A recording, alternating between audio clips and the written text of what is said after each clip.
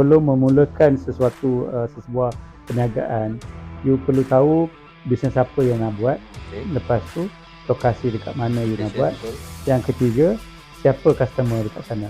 Dia semasa COVID tu jualan dalam online tu memang dia dah shoot naik Yalah, atas. tak ada option kan? Tak ada option lain. Tapi di mana selepas COVID, post COVID ni, dia dalam online tu dia dah kurang sikit.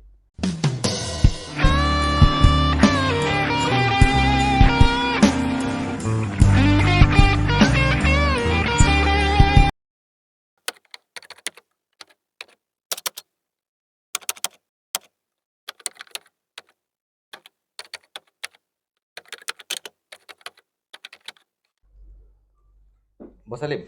Ya. Kalau saya berjaya ni, nama Roswell ni memang nampak gah lah kan. So saya tengok mula-mula, saya ingat macam brand daripada US ke mana ke kan. Dari mana datangnya nama Roswell ni, Bos Salim? Kalau ikutkan dah ramai orang tanya soalan yang sama pasal apa nama Roswell ni. Dulu masa tahun 2003 saya mulakan saya punya perniagaan. Masa tu saya tengah cari nama yang sesuai dan saya ada baca satu artikel berkenaan di US lah. Okey, betul lah US ni. Ya betul. So nama Roswell ni dia sebenarnya ada satu tempat di US. Nama tempat tu adalah Roswell. Oh, nama tempat. So kalau saya baca dia punya sejarah dia, diorang bagi nama Roswell tu kononnya dekat sana UFO landed dekat sana lah first time. So selepas tu diorang bagi nama Roswell. So masa mula-mula saya mulakan perniagaan saya tengah cari nama yang sesuai. So saya pun pilih nama ni lah, nama Roswell. Nama Roswell ni dia nampak umum dan juga catchy, senang untuk sebut. Tempat turun UFO. Ya. Jadi memang peminat UFO dululah ni. Nak kata peminat tu tak adalah peminat, tapi saya kaitkan saya punya permulaan dalam bisnes. So masa mula-mula saya mulakan bisnes tu dalam jangka masa 2 minggu saja. Okey, ya betul. Dalam masa yang singkat saya dah mulakan bisnes saya. Jadi saya kaitkan dengan sejarah UFO. UFO kononnya lepas landed dekat sana, diorang bagi nama Roswell tu kan. Dan saya kaitkan bila ada perniagaan Bos Alim dekat Sewa Jaya ni terus jadi Roswell. Ya betul. Okay. So dalam nama saya rasa saya mula-mula saya ingatkan Rose tu ingat nama siapa-siapa kan. Okey, kita dah tahu dah UFO tempat UFO landed. Okey, kita sekarang bincang pasal bagaimana kita nak buka perniagaan kan. Okey. Tadi kita pun dah bincang dah. Bos Alim pun dah terangkan pasal macam mana kita nak fokus dan so on. Okay, saya nak very short kriteria. Kalau saya nak buka perniagaan pasaraya, apa kriteria yang perlu kita tengok? Okey. Kriteria sebenarnya kalau ikutkan setiap manusia dia ada skill masing-masing. So dalam you kena tahulah apa you punya kelebihan.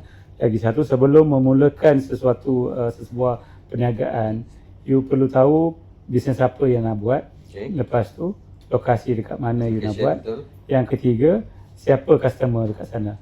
Target customer. Selepas itu yang keempat tu, apa yang mereka perlukan. Jadi kita kena jual apa yang pelanggan kita nak. Okey, betul. Dia bukannya kita jual apa yang kita nak jual. Jadi kalau kita tengok penduduk dekat Sewa Jaya ni, kita based on apa kehendak penduduk, kita jual benda barang-barang yang dia walaupun Sewa Jaya ni dia besar, tapi dia ada banyak kategori pelanggan.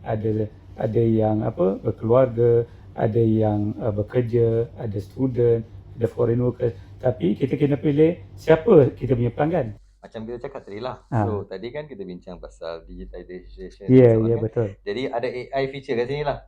So kecerdasan otomasi ni. Ya. Sistem tu banyak membantu. Ya, betul. Apabila kita menggunakan teknologi yang terkini, contoh macam TikTok, Facebook apa semua, daripada situ kita boleh dapat data kita punya pelanggan di tempat data kita. Pelanggan, Ya, barang yang dia nak beli. Based on the system kita tahu barang apa yang top 5, top 10 semua kan. Ya.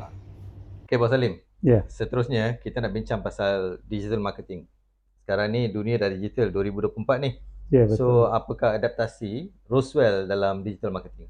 Ya, memang betul sekarang ni dunia boleh katakan dunia digital. Betul? Semua perkara memang dah di ujung jari. Betul. Dan kami pun sebagai dalam perniagaan peruncitan memang kita pun perlu adaptasi ke dunia digital. Perlu. Dan untuk maklumat Encik Anwar, Roswell memang telah ada dalam platform TikTok, Instagram dan juga Facebook. So, itu memang wajib, memang kena ada. Memang kena ada. Kalau tak kita akan ketinggalan Ya, betul. dalam perniagaan kita. Okay, satu lagi kan, kita nampak baru ni, kita baru je keluar daripada COVID. Macam mana cabaran perniagaan runcit selepas post-COVID ni? Memang dia punya cabaran tu memang kita boleh nampak lah terlalu drastik. Di mana sebelum COVID dan juga selepas COVID, kuasa beli tu dah makin kurang. Dia ada banyak faktor-faktor lah. Kita sebagai sebagai rakyat ataupun sebagai ketua keluarga, dia ada banyak dia punya tanggungjawab. Semasa COVID tu kita ada banyak hutang-hutang yang inflasi. Betul. Kita nak cakap pasal inflasi lah. Okay, kan COVID, okay betul. Sekarang masa COVID ni saya rasa mesti perniagaan online ni shoot up tinggi. Betul. So and then sekarang macam tuan cakap business dah macam ada impact sikit and so on. So macam mana perbezaan after COVID ni, orang datang membeli kat kedai dengan online? Apa beza dia? Macam mana ratio dia?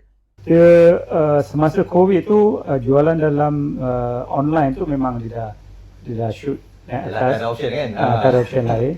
Tapi di mana selepas COVID, post COVID ni, dia dalam online tu dia dah kurang sikit. Dalam masa yang sama, pelanggan yang datang ke kedai walk in kan, itu pun dah kurang sikit lah. Disebabkan itu kita pun dah adaptasi. Kekurangan ni ditampung oleh online business ke macam mana? Dia sebabkan banyak faktor lah. Dia selepas post COVID ni banyak faktor mainkan peranan, sebab diorang ni ada hutang yang lain, kenaikan harga barang dan macam-macam lagi. So untuk kita boleh katakan nak balance ataupun nak catch up apa yang kita dah ni, kita pun dah ada dalam platform Grab dan juga Pandamat. Dan pada masa akan datang kita pun tengah bincang untuk kita punya website sendiri lah. Betul. Okay. Cakap pasal automasi ni, saya ada satu lagi soalan. Okay, sekarang Bos Alim dah automate perniagaan Bos Alim. Kerja semua buat kerja. Okay, kita ada dengar pasal konsep Amazon. Dia ada kedai yang automated kedai. Kita masuk dan kita ambil barang, boleh keluar. Tak ada pekerja dalam itu. Kira manless shop ni. Kita pernah ada satu dekat Puchong kalau tak silap, sebelum ni saya pernah dengar. So apa pandangan Bos Alim berkenaan manless retail shop ni? So itu adalah orang kata masa depan lah, sebab dunia dah digital, di mana di luar negara memang dah ada kedai macam tu. Ya, betul. Di mana kita masuk dalam, kita ambil barang dan masa kita keluar tu dia akan deduct, tolak kita punya bayaran dalam kita punya debit card ataupun credit card. Itu adalah masa akan datang lah. Perkara yang sama saya pun pernah discuss 2 tahun yang lepas, saya pernah discuss benda tu. Dan di mana kos untuk nak set up tu agak tinggi di Malaysia, sebab di Malaysia belum ramai yang buat benda tu. Tapi insyaAllah dalam memang ada dalam niat saya untuk buat kedai yang macam tu. InsyaAllah nanti. Kira insyaAllah Bos Alim akan jadi pelopor pertama lah untuk insyaAllah. Semoga doakan. Tapi insyaAllah kita doakan. Satu lagi masalah dalam ni. Macam mana Bos Alim tengok mindset Malaysia ni, kita boleh tak kita pergi masuk kedai beli barang keluar macam tu? Acceptance tu ada tak? Dia buat masa ni dekat Malaysia belum boleh menerima lagi. Sebab kita kalau kita nak compare di luar negara dengan Malaysia ni, dia punya perbezaan tu jauh sikit. Jadi rakyat Malaysia belum boleh menerima benda tu. Sebab itu dulu ada beberapa kedai yang pernah diorang buka, lepas tu tutup.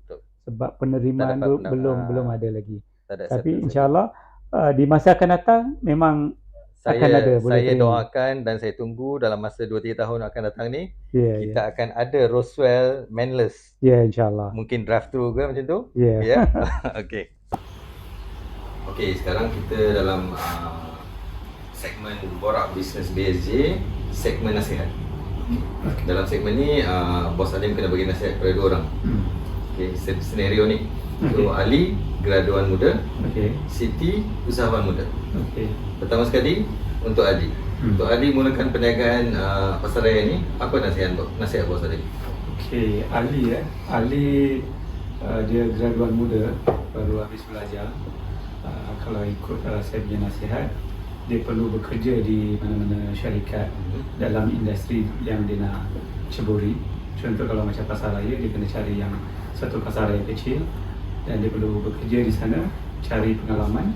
Dalam masa yang sama, dia boleh belajar selo-belo dalam perniagaan tersebut dan juga macam mana nak negotiate dengan supplier, dan paling penting dia perlukan modal kan.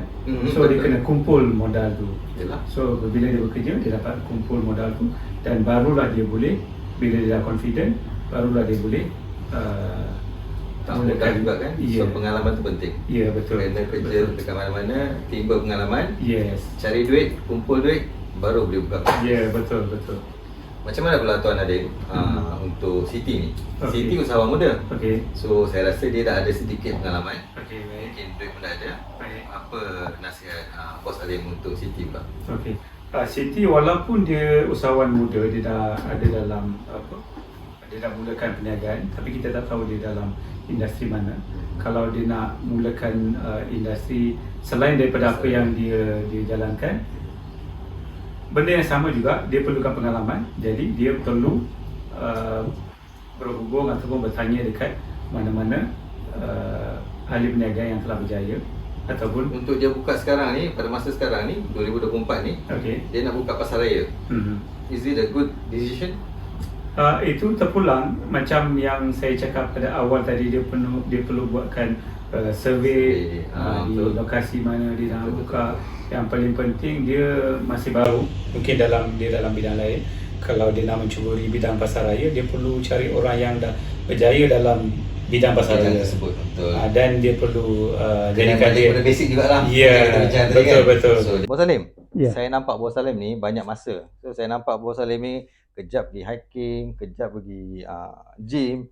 Memang selalu nampak dekat gym apa semua kan. Macam mana Bos Alim dapat mendapat kebebasan masa ni? Okey, satu soalan yang menarik. Ramai rakan-rakan yang tanya soalan yang sama. Dia sebenarnya kalau kita seorang nak buat semua kerja, memang tak boleh. Di awal kita mulakan perniagaan, memang kita perlu buatkan semua kerja kita seorang saja. Betul.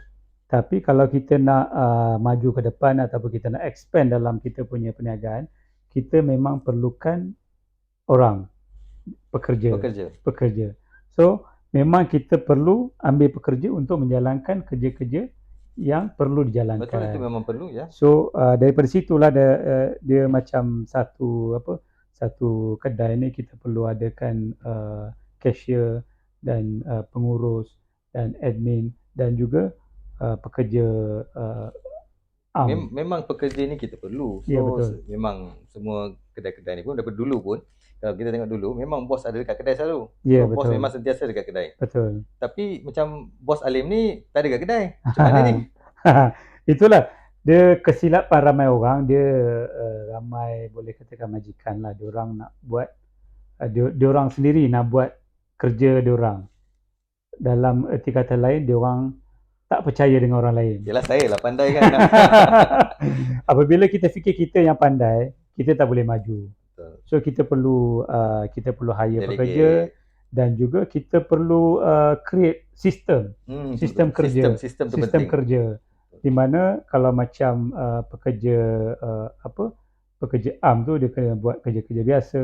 Kalau macam cashier, dia perlu buat kerja cashier. Dan kalau macam pengurus, dia perlu mengurus di kedai tu. Oh, memang ada segmen-segmen lain lah dalam betul, memang betul, dia betul. kerja dia ni memang betul. So apabila kita ada pekerja untuk setiap department, kerja kita akan kurang lah. Ya, betul. Kerja kita untuk monitor diorang. Macam itulah, daripada situ lah. Monitor je lah. Ya, betul. So bila saya dah create sistem kerja tu, daripada situlah saya dapat banyak masa luang di mana saya boleh macam Encik Anwar tanya tadi, saya selalu pergi hiking dan juga pergi gym. Betul. Itu adalah memang minat saya daripada dulu. Pergi ke gym dan juga hiking. Saya pernah dengar seorang otomasikan bisnes. Tapi saya tak pandai buat. Bos Alim ni memang hebatlah orangnya. So kedai-kedai Bos Alim saya pernah dengar juga daripada rakan. Ada kedai yang Bos Alim tak pernah pergi, betul?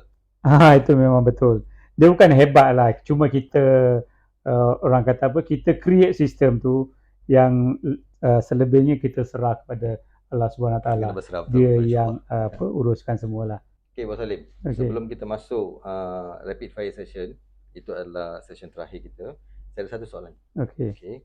Apakah most important lesson in business yang Bos Alim dapati dalam masa bisnes 20 tahun ni?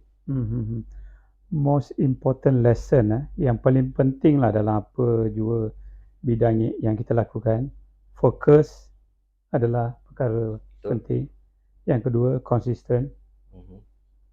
Yang ketiga, kita perlu mengikut peredaran masa. Betul. Yang keempat, kita kena improve ilmu kita. Selalu pergi attend course and so on. Ya, walaupun kita tak attend course pun, kita perlu jumpa dengan orang-orang dalam bidang lain. Saya pun pernah dengar Bos Alim dah habis MBA kan? Belum habis lagi. dah masuk lah, dah enroll kan? Dah enroll tapi belum habis lagi. Okay, bagus tu.